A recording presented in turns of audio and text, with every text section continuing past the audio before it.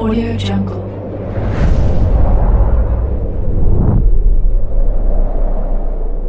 Yo, balik lagi bersama Mimin di Manhua TV. Kali ini kita akan lanjutkan pembahasan dari cerita My Unbeatable Passive Skill Let's Middle Massive Damage.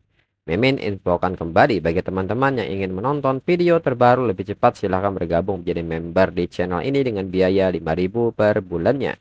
Jika tidak, teman-teman bisa bersabar lebih dulu selama 2-3 hari untuk menonton video tersebut. Tanpa berlama-lama, yuk kita masuk ke disclaimer dulu.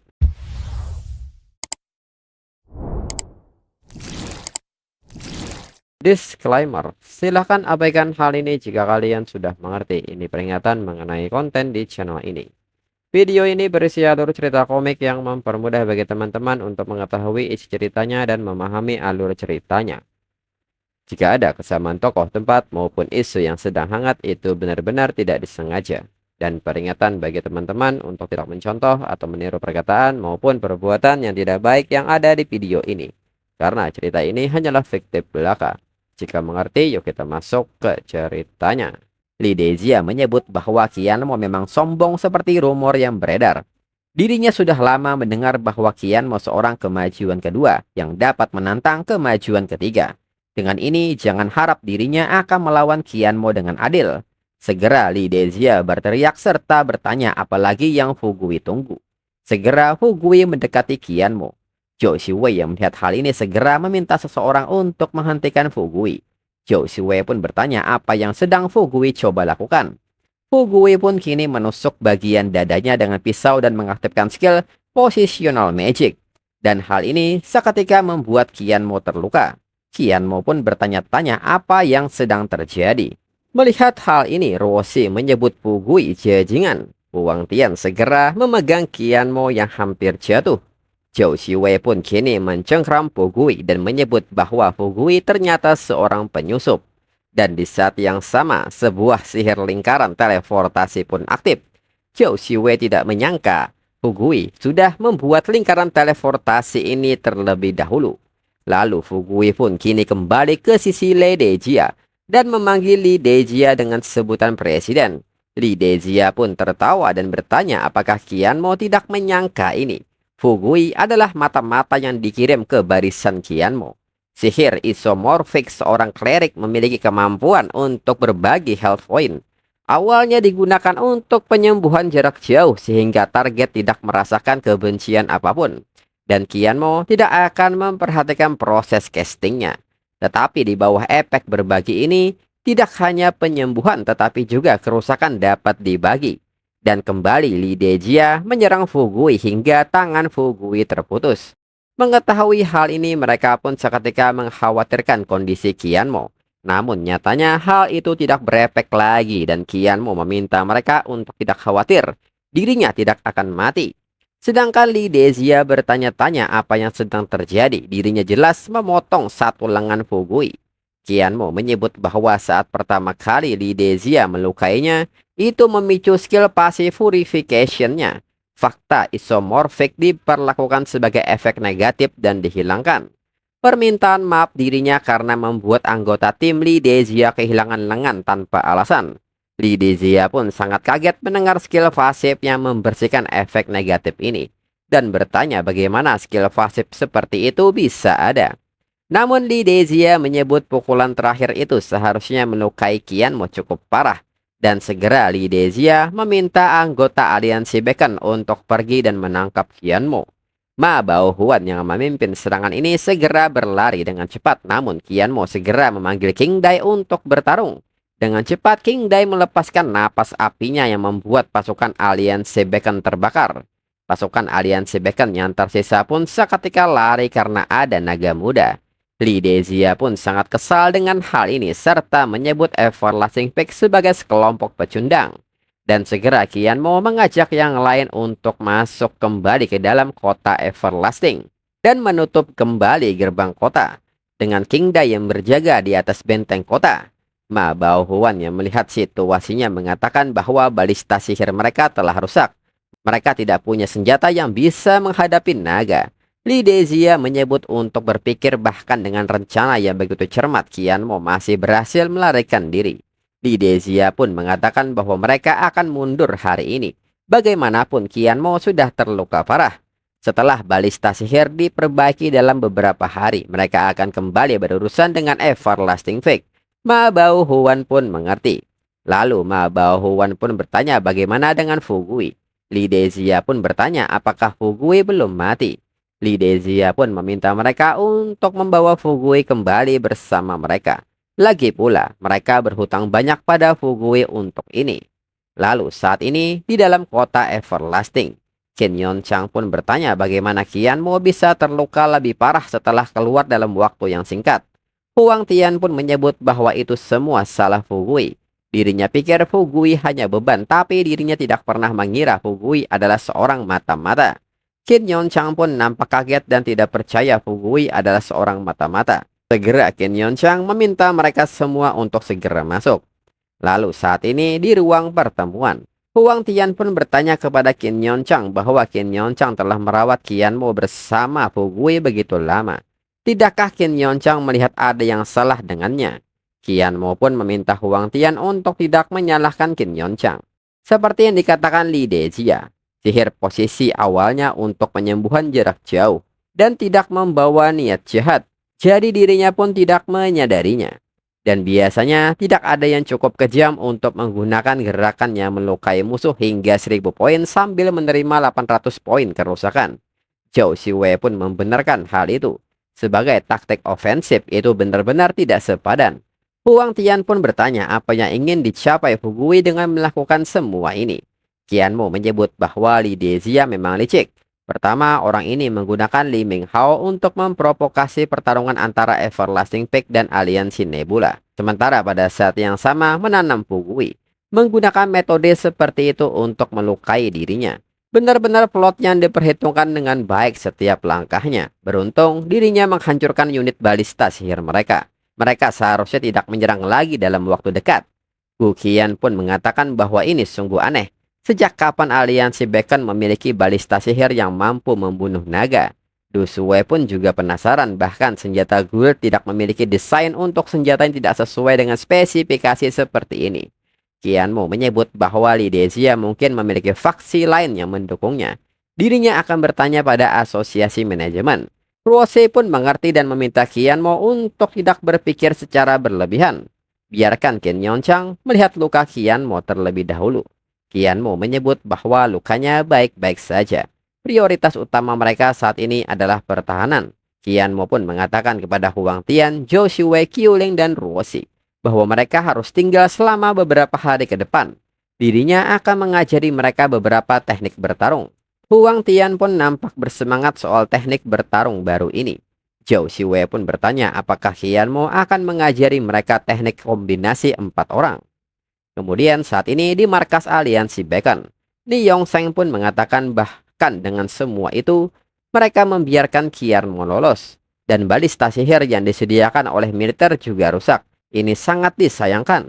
Li Dezia menyebut bahwa Qian Mo benar-benar licik untuk berpikir dia bisa melanggar fakta isomorfik dalam sekejap. Dirinya benar-benar tidak melihat itu datang. Selain itu, Li Dezia juga menyayangkan hal ini. Dirinya juga masih harus memotong salah satu lengan milik Fu Gui. Li Dezia pun bertanya apakah Fu Gui menyalahkan dirinya untuk hal itu. Fu Gui menyebut bahwa itu merupakan kehormatan baginya untuk melayani Li Dezia, sang pemimpin aliansi Beacon. Sayang sekali, dirinya tidak bisa membunuh Qian Mo untuk Li Dezia. Li Dezia pun menyebut bahwa itu sudah cukup. Fu Gui melakukan pekerjaan yang hebat hanya dengan melukai Qian Mo dengan parah. Fu Gui pun mengucapkan terima kasih atas pengertian Li Dezia. Li Dezia pun meminta Fu Gui untuk pergi menemui adiknya. Setelah mereka benar-benar menaklukkan Everlasting Peak, mereka akan melepaskannya seperti yang dijanjikan.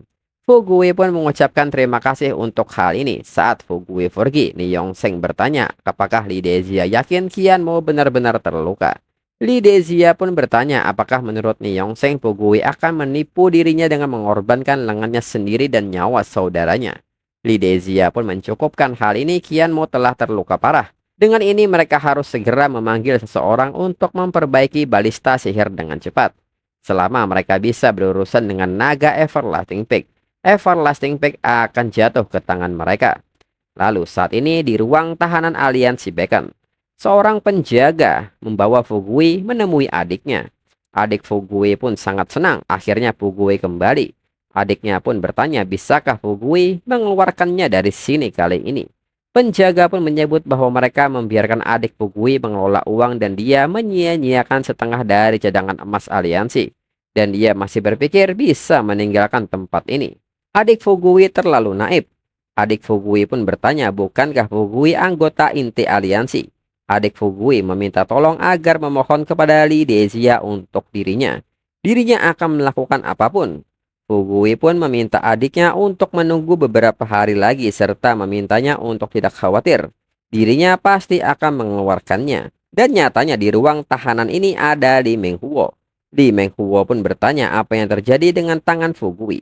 Adiknya pun baru sadar dan bertanya hal yang sama.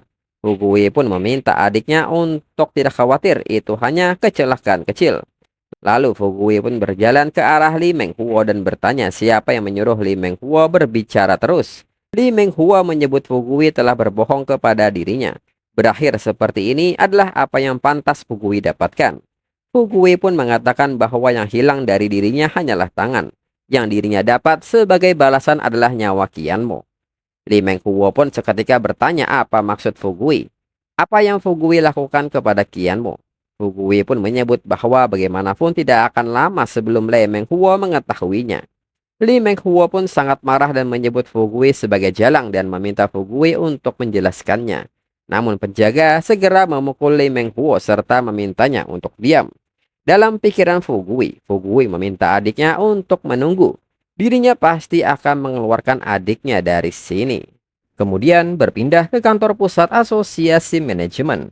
Liu Yanxing pun kini menunjukkan sebuah cetak biru dan bertanya siapa yang bisa menjelaskan kepada dirinya bagaimana cetak biru Diamond Breaking Crossbow yang baru saja diproduksi oleh lembaga penelitian bisa muncul di benua apokalips.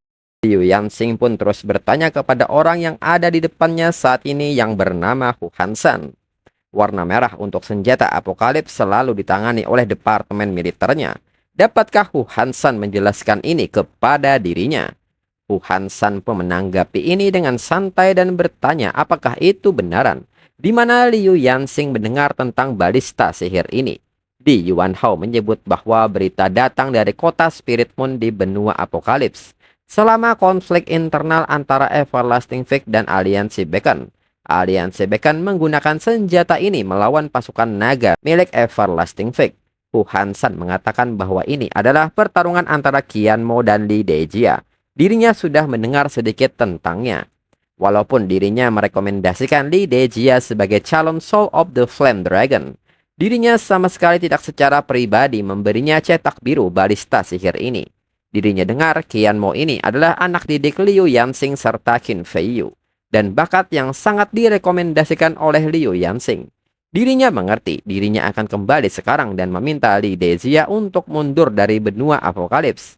Departemen militer mereka tidak akan lagi melibatkan Li Dezia dalam urusan Soul of the Flame Dragon. Liu Yanxing pun bertanya bukan itu yang dirinya maksudkan. Liu Yanxing pun seketika meminta Qin Feiyu untuk tidak berbicara secara sembarangan. Qin Feiyu mengatakan bahwa Liu Yanxing mulai gelisah lagi. Dirinya mengerti dan percaya bahwa Hu Hansan tidak akan pernah melakukan hal seperti itu. Lagi pula, balista sihir ini adalah salah satu senjata rahasia negara mereka. Alasan mereka meminta Hu Hansan di sini hari ini hanyalah untuk memahami situasinya dan menghindari tuduhan yang salah kepada orang baik. Sedangkan untuk masalah Soul of the Flame Dragon, asosiasi pengelola kebangkitan selalu menjunjung tinggi prinsip bahwa masalah di benua apokalips harus diselesaikan dalam benua apokalips juga. Mereka tidak akan ikut campur. Karena kedua kandidat sudah memulai pertarungannya, mereka tunggu saja kabarnya. Mendengar hal ini, Hu Hansan menyebut bahwa Qin Feiyu memang orang yang berakal sehat. Jika demikian, dirinya ada urusan mendesak yang harus diselesaikan. Jadi dirinya akan pamit pergi lebih dulu. Setelahnya, Di Yuan Hao mengatakan kepada Qin Feiyu bahwa Hu Hansan pastilah orang yang membocorkan cetak biru balista sihir ini. Jika Qin Feiyu bertanya padanya sedikit lagi, dia tidak akan bisa menyangkalnya. Di Yuan Hao pun bertanya bagaimana Qin Feiyu berhenti bertanya. Qin Feiyu menyebut bahwa pada intinya masalah ini adalah tentang departemen militer yang ingin ikut campur dalam urusan eksternal. Jadi mereka memberi kandidat yang mereka rekomendasikan Li Dejia sebuah peningkatan kekuatan. Untuk mengungkapkannya sekarang juga akan menampar wajah departemen militer di depan umum. Liu Yanxing pun mengerti dan dengan nada marahnya serta menghentakkan meja mengatakan bahwa itu adalah bentrokan antara mereka para raksasa yang akhirnya mempengaruhi Qianmo. Jika Qin Feiyu bahkan tidak bisa menyelesaikan masalah Qianmo, lalu untuk apa Qin Feiyu memanggil orang tua seperti dirinya ke sini? Qin Feiyu mengatakan bahwa itu masih agak berguna, setidaknya departemen militer tidak akan berani terus berbuat curang untuk Li Dejia. Tekanan pada Qianmo akan sedikit lebih ringan. Sekarang semuanya tergantung pada pihak Qianmo. Jika Qianmo bisa menang, departemen militer akan menyalahkan Hu Hansan. Dan jika Qianmo kalah, maka asosiasi manajemen tidak perlu lagi terlibat dalam urusan Flame Dragon. Lalu saat ini di benua Apokalips di Black Layer, Li Dejia pun kaget mengetahui bahwa Black Layer masih belum bisa dimasuki. Ma Baohuan pun membenarkan hal itu. Dirinya sudah bertanya pada orang-orang dari aliansi Nebula, dan mereka juga tidak bisa memberi jawaban langsung. Li Dejia pun nampak kesal dan bertanya-tanya apa yang sedang terjadi. Mereka akhirnya mendapatkan kendali atas Black Layer ini, dan sekarang mereka bahkan tidak bisa masuk. Lalu di saat yang sama seseorang kini menghubungi Li Dejia dan ternyata itu adalah Hu Hansan. Dan Hu Hansan sendiri ternyata adalah paman dari Li Dejia. Li Dejia pun bertanya mengapa paman menelpon dirinya, bukankah paman bilang mereka tidak boleh saling menghubungi. Hu Hansan pun mengatakan bahwa dirinya sudah bilang beberapa kali pada Li Dejia untuk memanggil dirinya dengan nama di tempat kerja. Selain itu, Li Dejia punya keberanian. Bukankah Li Dejia mengatakan bahwa selama Li Dejia mendapatkan centak biru untuk balista sihir, Li Dejia akan menghancurkan Everlasting Fake dalam 10 hari. Namun sampai sekarang Li Dejia masih belum melakukannya. Li Dejia mengatakan bahwa dirinya tidak menyangka ternyata Qianmo begitu gigih. Li Dejia meminta Hu Hansan menunggu beberapa hari sampai semua balista sihir diperbaiki. Dirinya jamin dirinya akan menjatuhkan Everlasting Fake. Hu Hansan menyebut meskipun mereka di departemen militer diam-diam telah menyetujui hal ini, dengan syarat Li Dejia dapat membuahkan hasil. Jika Li Dejia kalah, mereka akan tetap mencari kambing hitam. Li Dejia harus tahu betapa seriusnya ini. Li Dejia pun meminta Hu Hansan untuk tidak khawatir. Dirinya benar-benar tidak akan gagal kali ini. Hu Hansan meminta Li Dejia untuk melakukannya lebih cepat dan jangan pernah lunak pada mereka. Li Dejia pun mengerti. Lalu Li Dejia pun bertanya kepada Ma Baohuan tentang status perbaikan dari balista sihir. Ma Baohuan mengatakan bahwa separuh sudah diperbaiki, separuh lainnya sedang dipercepat. Kamar dagang di kota Spirit Moon sangat tidak kooperatif, jadi mereka kekurangan pengrajin. Li Dejia pun meminta Ma Baohuan mengambil balista sihir dan kumpulkan semua anggota guild. Mereka akan menuju Everlasting Fake. Kali ini, aliansi Beacon akan mengalahkan Everlasting Fake dalam satu serangan. Ma Baohuan pun mengerti. Kemudian kini pasukan aliansi Beacon telah berkumpul dan menuju kota Everlasting Fake. Dan kini nampak beberapa guild merapat bergabung dengan aliansi Beacon untuk melakukan serangan ke Everlasting Fake. Dari As Guild, Starfire Guild, Hurricane Guild, Raging Guild, Bloodstein Guild, dan Scourged Earth Guild. Ma Baohuan pun mengatakan bahwa pemimpin aliansi selain guild dari Beacon Fire Blaze yang mempertahankan markas, 6 guild utama mereka yang lain telah berkumpul dan menunggu perintah Li Dejia. Li Dejia menyebut ini hal yang baik. Dengan ini, mereka akan pergi dan segera berikan pemberitahuan terakhir pada Everlasting Fake, suruh mereka segera menyerah. Jika tidak, setelah dirinya mendobrak gerbang mereka, dirinya tidak akan membiarkan satupun hidup. Ma Baohuan pun mengerti. Lalu Ma Baohuan pun mendekati gerbang kota Everlasting dan mengatakan, mereka para pengecut Everlasting Fake, dirinya ada di sini lagi. Dengan ini, suruh Qianmo untuk keluar dan menyerah sekarang. Bu Qian pun menyebut bahwa 3 hari berlalu dan orang-orang ini menyerang lagi. Dan kali ini dalam skala besar. Du Shuwei pun mengatakan bahwa balista sihir mereka untuk menghadapi para pasukan naga mungkin belum sepenuhnya diperbaiki. Tetapi tampaknya mereka sudah merencanakan pertempuran terakhir yang menentukan.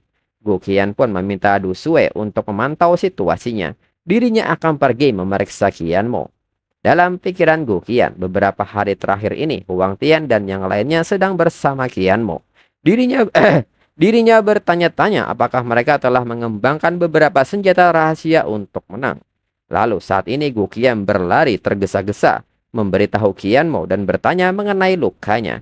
Para jajingan dari aliansi Beacon itu kembali, namun nyatanya Qian Mo sedang sangat bersantai menyeduh teh bersama Qin Yon Chang.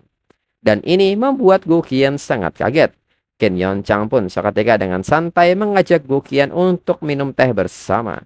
Gu Qian pun bertanya mengapa mereka semua masih minum teh, di mana Huang Tian dan yang lainnya. Aliansi Beacon sedang menyerang. Qian Mo menyebut bahwa mereka pergi untuk menjalankan misi yang ditugaskan kepada mereka. Gu Qian pun bertanya apakah masih ada misi di saat seperti ini. Lalu siapa yang akan berurusan dengan jajingan di luar? Qian Mo pun bertanya mengapa Gu Qian menjadi terburu-buru, bukankah masih ada dirinya? Dirinya sudah berpura-pura mati selama berhari-hari. Sudah waktunya keluar dan meregangkan kakinya. Gu Qian pun bertanya apakah Qian Mo tidak terluka. Tapi meski begitu, mereka tidak punya cukup orang untuk melawan aliansi Beacon. Qian Mo pun meminta Gu Qian untuk tidak khawatir. Sekutu mereka pasti akan segera tiba. Lalu saat ini di Black Layer, para penjaga dari aliansi Beacon pun mengatakan bahwa orang-orang bisa pergi ke misi penyerangan. Sementara mereka terjebak di sini bertugas menjaga dungeon. Ini sangat membosankan.